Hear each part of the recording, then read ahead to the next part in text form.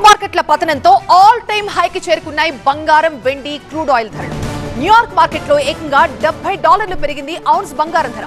ప్రస్తుతం $4,837 దగ్గర ట్రేడ్ అవుతోంది పసిడి ధర. చరిత్రలో తొలిసారి $93కు చేరింది ఔన్స్ వెండి ధర.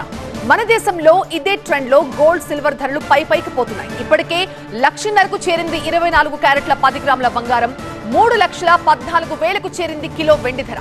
ఈ ధరలు ఇంకా పెరిగే అవకాశం ఉందని అంచనాలున్నాయి. మార్కెట్ బులియన్తో పాటుగా రూపాయి మార్కం మరింత బలహీనమవుతోంది.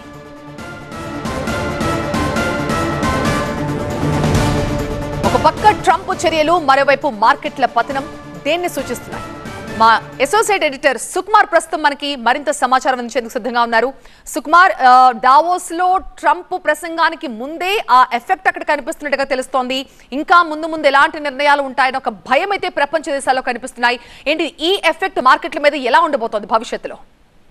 ముందుగా మనకి యూరప్, అమెరికా ఇప్పటి వరకు చాలా క్లోజ్ గా, స్నేహపూర్వకంగా ఇప్పటి వరకు ఉంటూ వచ్చాయి. చైనా, భారత్ ఇలాంటి దేశాల మీద టారిఫ్ ప్రభావం చూపించినప్పటికీ కూడా ఆ యూరోప్ మీద ఎప్పుడు కూడా ట్రంప్ ప్రకటనలు చేసిన పరిస్థితి లేదు. కానీ ఎప్పుడైతే గ్రీన్లాండ్ విషయంలో యూరోప్ యూనియన్ కూడా అగైనెస్ట్ గా వెళ్తూ ఉండడం, మరోవైపు దావోస్ కి ఈ రోజు వరల్డ్ ఎకనామిక్ ఫోరం కి అటెండ్ అయ్యి ఆ వేదికగా ఎలాంటి ప్రకటన చేయబోతున్నారు అనేది మాత్రం చాలా క్లియర్ గా అందరూ వెయిట్ చేసి చూస్తున్న పరిస్థితి. ఎందుకంటే మిగిలిన దేశాలందరూ కూడా, అందరూ దేశ అధినేతలందరూ కూడా అక్కడ ఉన్నారు కాబట్టి ఇలాంటి సమయంలో తను ఏదైనా చెబితే చాలా గట్టిగా రీచ్ అవుతుందనే ఉద్దేశంతో ట్రంప్ ఉన్నారు. అందుకనే ఈ మనకి ఏఐతో తయారు చేసిన మనకి మీడియాకి సంబంధించిన ఇవన్నీ పోస్ట్ చేయడం ఇవన్నీ చూస్తుండొచ్చు. ఓవరాల్ గా చూస్తే కనుక ఈ భయం ఏదైతే ఉందో ఇది యూరోపియన్ స్టాక్ మార్కెట్ ని గత 4-5 రోజుల నుండి భయపడుతుంది.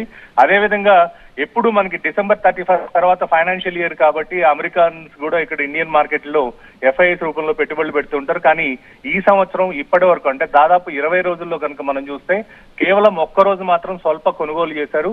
19 ట్రేడింగ్ సెషన్స్ లో మొత్తం అంతా కూడా వాళ్ళ దగ్గర ఉన్న షేర్స్ ని అమ్ముతున్న పరిస్థితి అయితే మనకు చాలా క్లియర్ గా కనిపిస్తుంది. కాకపోతే ఈ రోజు ఎలాంటి ప్రకటన చేస్తారో అనే దాని మీదనే స్టాక్ మార్కెట్లు ఊగిసలాడుతున్నట్టుగా మనం చూడొచ్చు. మరోవైపు ఏషియన్ మార్కెట్స్ కూడా ఈ రోజు నెగిటివ్ గా ఉన్నాయి. యూరోపియన్ మార్కెట్స్ నిన్న నెగిటివ్ గా క్లోజ్ అయినాయి.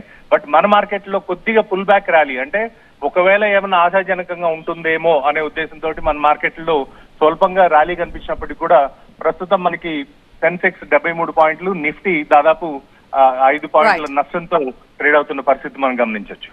Right Sukumar, thank you.